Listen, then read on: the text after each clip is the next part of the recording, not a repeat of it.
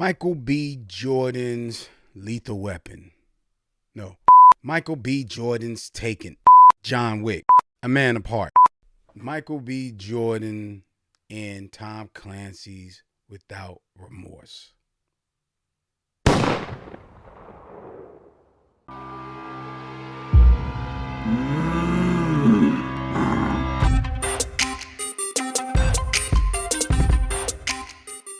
What's up? This is your boy Bully. Welcome to the Bully Basement. Today, doing a movie review on the new Michael B. Jordan movie, Without Remorse. Without Remorse is on Amazon Prime. It is a thriller about a man named John Kelly, aka John Clark, who pretty much gets embroiled in this big old government scheme. People are sent to kill him. They don't succeed. They end up killing his pregnant wife. And from there, they're going to be in a world of hurt. So let me first say this.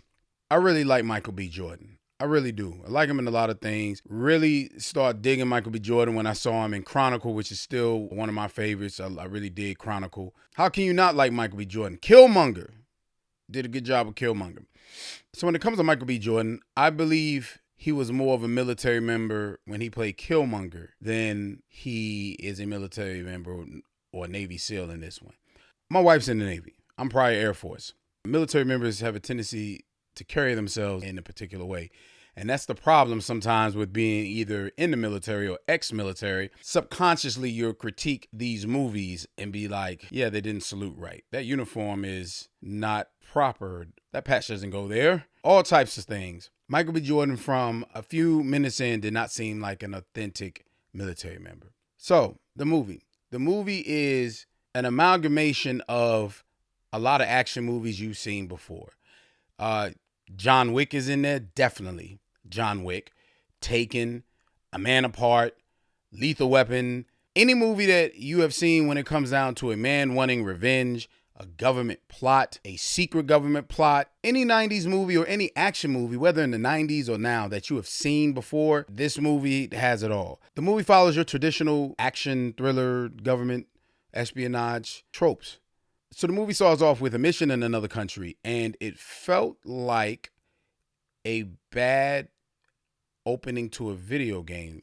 So then we move into Lethal Weapon 2 territory, where, if you recall in Lethal Weapon 2, if you've seen it, Riggs and Murtaugh in that particular movie, they are dealing with the individual that has diplomatic immunity. They pretty much piss him off.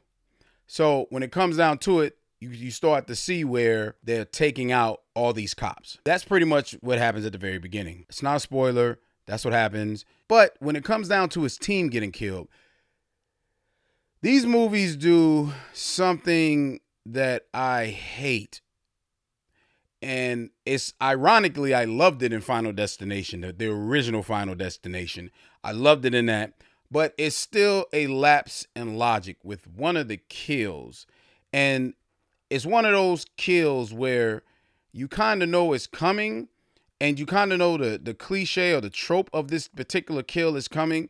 And then when it happens, you're just looking like, how did you not hear that? It is irritating. In real life, people hear vehicles. They hear vehicles. They see vehicles. In this particular scene, a member of John's team is a bad guy from a video game. He had that cone vision. I don't understand it. I really don't. The special effects in that scene I thought were pretty good, how it was blended together. But yeah, that is not how people's vision works or hearing works. And then you're a special ops member. Yeah, you're trained to hear stuff. I don't, yeah. So let's talk about the John Wick scene. The assassins coming to the home scene. I'm calling it the John Wick scene. What they do another trope that is irritating. Because normal people, and especially a special ops individual, would notice certain things, hear certain things. They give him a handicap. What I mean by a handicap is he's not paying attention somehow. He has headphones on It felt like they needed him to be doing something away from his wife. So what they do is they have him have headphones on, the already in the dark, so he doesn't see lights get snipped off, and yeah, it just honestly it just kind of felt lame. So then that's when the movie catapults into A Man Apart, The Punisher, any movie where a man has his family taken from him and they're military and special operations and they're filled and fueled with revenge. They gotta get that revenge. So one thing that confused me about this movie was timelines. Time seems to jump and you don't know how much time has passed by. It's kind of left up to you to try to guess, figure it out. Maybe, for instance, after John is shot and shot up and so forth, then you see him in physical therapy. Then you see him acting out revenge in this one scene. Then you see him in prison. And then there's these references like he's a felon. When I think of those scenes, when I think about that progression, bullet wounds and multiple bullet wounds take a certain amount of time to heal. I don't know. Maybe I should have did that research. Matter of fact, hold on.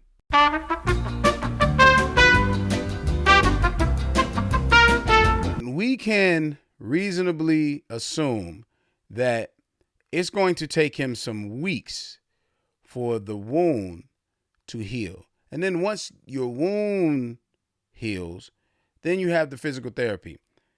Take it from a person that's in physical therapy with this shoulder. Yeah, it takes a minute. Two teeny tears in my shoulder. Too teeny. And yeah, we're talking about some months of physical therapy. Some months of physical therapy. So when I look at this movie, it's like you was shot multiple times. Physical therapy. How long has this time? Like there is no, to me, there's like the sense of time gets lost. The acting in this movie, Michael B. Jordan, it comes as Michael B. Jordan comes. At times, I feel like it's very trying to come off sometimes as a badass, trying to push it too much of like, hell, he's a badass. There are moments in the movie where, it's like the characters have to let the audience know this guy's a badass. Jodie Turner-Smith, I don't know what it is. It's horrible in this movie. Like the dialogue, it's cringeworthy at times. Like it really is. It's certain dialogue that's it's laughable, but it makes you it's like, really? There's lines like, I'm about to show him what a pawn can do to a king. Like, yeah, I mean, it's just one of those, the dialogue is almost, horrible. Obvious villain is obvious when you see said person in this movie. As soon as they appear, you're like, villain. Honestly, if you're paying attention, you're gonna know kind of where the movie's headed. 10 minutes in, I'll probably say even 5 minutes in, they're looking at a certain character, and I was like, you want me to believe it's this character. It's not. And then later on, another character comes in. I'm like, there they go. Like, it's so obvious. This movie, you've seen this movie so many times, it's not even funny. And better versions, to be honest. So some other things. Movie could have been over in the prison. You saw the prison scene. You know he's in prison from the trailer. You see him in an orange jumpsuit. It's the ladies' moment. Michael B. Jordan cut up with muscles. It's that ladies' moment. Yeah, you see him in the prison, beating up some Men in Black tactical outfits. And the movie could have been over. And I kept thinking about a certain particular TV show where there is a character I hated. Everybody hated this character. He finally got his comeuppance. I don't want to say the show because I don't want to spoil it for anybody who probably hasn't seen the show. I'll just say it's on Stars and it's like a street drama made by 50 Cent. Y'all should know what it is. But this character, I couldn't stand this character. Really couldn't stand him. and he finally got his comeuppance.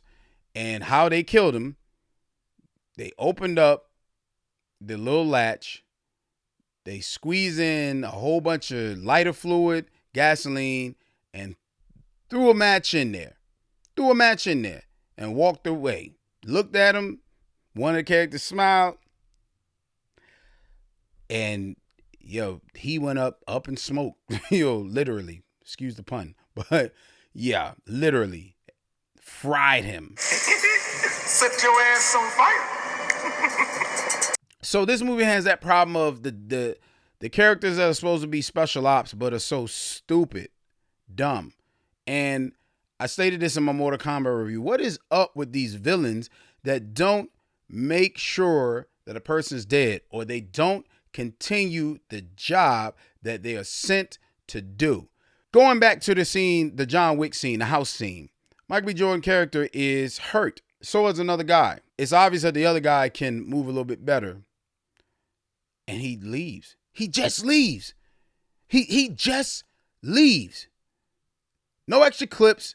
Like, it's baffling. It's almost like, wow, are you serious? And you want me to believe that these guys are spies, or they're militia, special military forces, Delta Force, Navy SEALs, all this, and you're trying to tell me they only come with one clip. They don't have a knife. They don't have a stun gun, a baton, extra 9mm, nothing. Like, it's infuriating.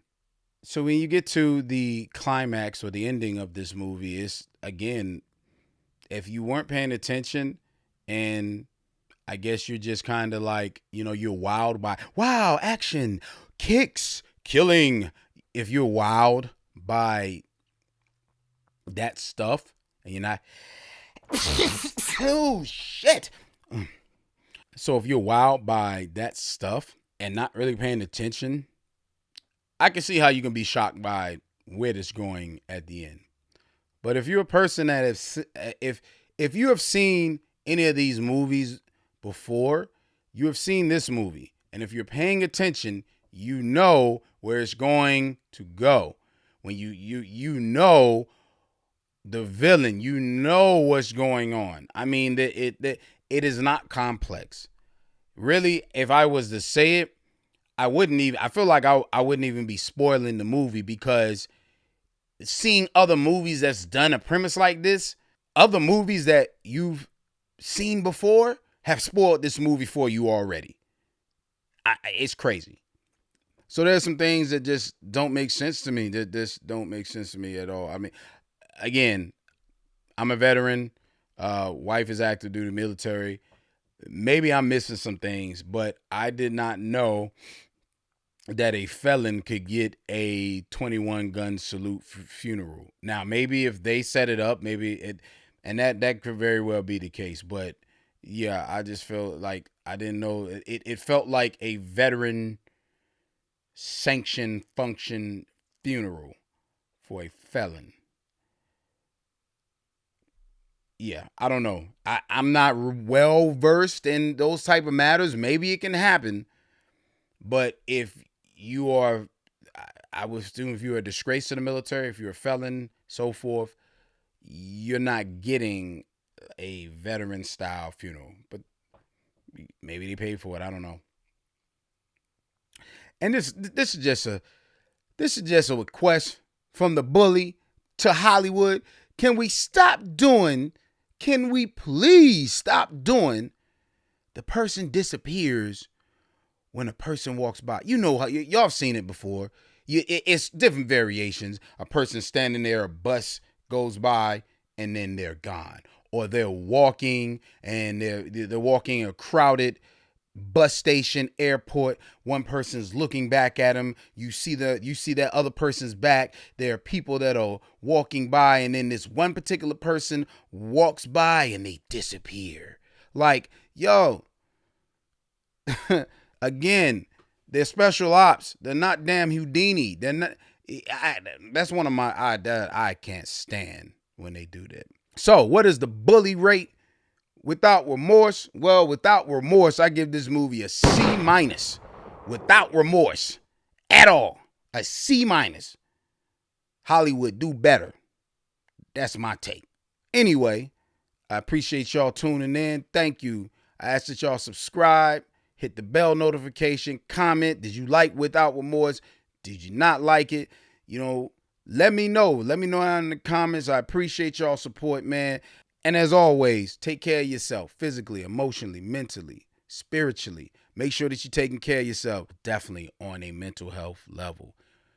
Definitely. But again, I appreciate y'all. Appreciate you tuning in. And appreciate y'all supporting your boy with these reviews. Y'all take care. Mad love. Peace.